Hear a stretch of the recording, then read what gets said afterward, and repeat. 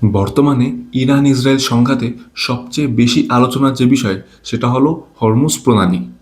শুধু তাই নয়, মিডল ইস্টের যে কোনো বড় সংঘাতে মূল আলোচ্য বিষয় হয়ে দাঁড়ায় এটি। কিন্তু প্রশ্ন হলো কেন? কি এই স্ট্রেট অফ হরমুজ, আর কেনই বা এর গুরুত্ব এত বেশি, তা নিয়ে আজকের এই ভিডিও। স্ট্রেট অফ হরমুজকে জানার আগে আমাদের আগে জানতে হবে যে স্ট্রেইট কি। স্ট্রেইট দুটি স্থলভাগের মাঝখানে থাকা সরু পানির পথ, যা দুইটা সমুদ্র কিংবা মহাসাগরকে পরস্পরের সাথে যুক্ত করে। এখন স্ক্রিনে দেখতে পাচ্ছেন পার্সিয়ান উপসাগর এবং ওমান উপসাগর পরস্পরের সাথে একটি সরু পথ দ্বারা যুক্ত। এই সরু পানির পথটি হলো স্ট্রেট অফ হরমুজ অথবা হরমুজ প্রণালী, যার এক পাশে রয়েছে ইরান এবং অপর পাশে ওমান এবং সংযুক্ত আরব আমিরাত। 167 কিলোমিটার দীর্ঘ এই প্রণালীর ন্যারোয়েস্ট পয়েন্টে এর প্রস্থ হল 33 কিলোমিটার, যার মধ্যে শিপিং লেন মাত্র 3 কিলোমিটার, যেখান দিয়ে সকল প্রকারের জাহাজ চলাচল করে। ম্যাপে দেখিয়ে বুঝতে পারছেন এখান থেকে সৌদি, কাতার, ইরান, সংযুক্ত আরব আমিরাত, বাহরেইন এবং মেজর তেল উৎপাদনকারী দেশগুলোর জাহাজ এখান দিয়ে চলাচল করে।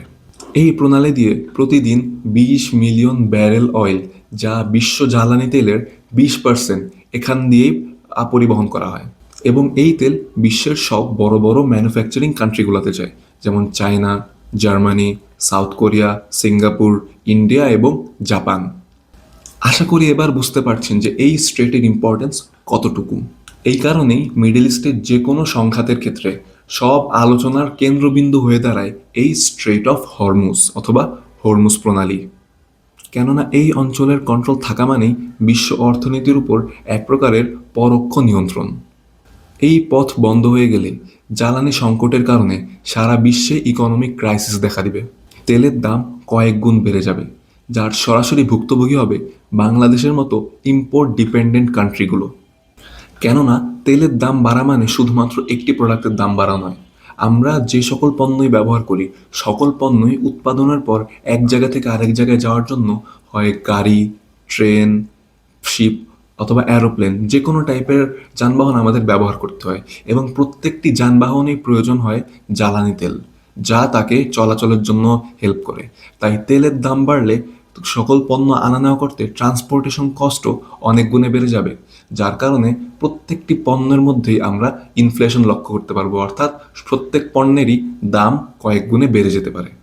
বাংলাদেশের পার্সপেক্টিভ থেকে বললে আমাদের আমদানিকৃত 80 থেকে 90% জ্বালানি আসে শুধুমাত্র এই স্ট্রেট অফ হরমুজ দিয়ে। যার মানে যদি এই স্ট্রেট অফ হরমুজ কমপ্লিটলি বন্ধ করে দেওয়া হয়, তাহলে কয়েক দিনের মধ্যেই দেশের অর্থনীতিতে ধস নামবে। তেলের দাম বাড়ার পাশাপাশি নিত্য প্রয়োজনীয় সকল পণ্যের দাম বেড়ে যাবে। বড় বড় ইন্ডাস্ট্রিগুলোর প্রোডাকশনের কাজ তেলের অভাবে বন্ধ হয়ে যেতে পারে। এমনকি লোডশেডিংয়ের প্রবলেমও তীব্র থেকে তীব্র আকার ধারণ করবে। এক নিমিষেই তাসের মতো ভেঙে পড়তে পারে দেশের অর্থনীতি। সাম্প্রতিক সময়ে ইরান ইসরায়েল সংঘাতের পর ইরান স্ট্রেট অফ হরমুজ সীমিত আকারে ব্লক করে দেয়।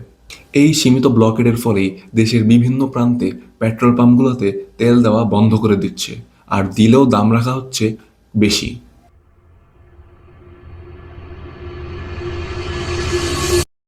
আমাদের নিত্য প্রয়োজনীয় যা যা লাগে সব কিছুই ডিরেক্টলি অথবা ইনডিরেক্টলি এই তেলের উপরে এখন ডিপেন্ডেন্ট করে আছে। কেননা তেলের দাম কমে গেলে আমাদের সকলের জীবনযাত্রার মানেও এর একটা বিরূপ প্রভাব পড়বে। তাই বলা যায় স্ট্রেট অফ হরমুজের ব্লকেট বাংলাদেশের জন্য কোনো বড় দুর্যোগের থেকে কম কিছু নয়। এই সকল বিষয় মাথায় রেখেই আমাদের ভবিষ্যতের কথা চিন্তা করে তেলের উপর থেকে নিজেদের নির্ভরশীলতা কমিয়ে আনতে হবে এবং নবায়নযোগ্য শক্তিতে বেশি বেশি করে ইনভেস্ট করতে হবে। তাছাড়া সরকারের প্রতি আহ্বান, এরকম একটা দুর্যোগপূর্ণ সময়ে যারা আর্টিফিশিয়ালভাবে বিভিন্ন সংকট তৈরি করে তেলের দাম বাড়াচ্ছে কিংবা তেলের সাপ্লাইতে ব্যাঘাত ঘটাচ্ছে, তাদের বিরুদ্ধে যাতে যথাযথ ব্যবস্থা নেওয়া হয়। এবং আমাদের জনগণেরও এই বিষয়ে সচেতন থাকতে হবে। আশা করি বুঝতে পারছেন স্ট্রেট অফ হরমুজের ব্লকেড শুধুমাত্র কোনো আঞ্চলিক বিষয় নয়, এর সাথে নিবিড়ভাবে জড়িয়ে রয়েছে ইন্টারন্যাশনাল ইকোনমি অথবা আন্তর্জাতিক অর্থনীতি। তাই এরকম মেজর ইকোনমিক রুট যাতে কোনো প্রকারের কোনো হুমকির সম্মুখীন না হয়, এখানে যাতে কোনো টাইপের ইনস্টেবিলিটি তৈরি না হয়, আমাদের সবাইকে সেটা নিশ্চিত করতে হবে এবং নিজ নিজ জায়গা থেকে এর বিষয়ে সবাইকে সচেতন করতে হবে। কেননা এটি শুধু একটি আঞ্চলিক ক্রাইসিস নয়, এটি ভবিষ্যতে হতে পারে একটি গ্লোবাল ক্রাইসিসের জন্ম। আশা করি এই যুদ্ধ শিগগিরই বন্ধ হবে এবং আমাদেরকে কোনো বড়সড় যুদ্ধের দিকে ঠেলে দিবে না। আজকের ভিডিও এই পর্যন্তই। যদি ভিডিওটা ভালো লেগে থাকে তাহলে অবশ্যই পাশেই থাকবেন। সবাইকে আসসালামু আলাইকুম।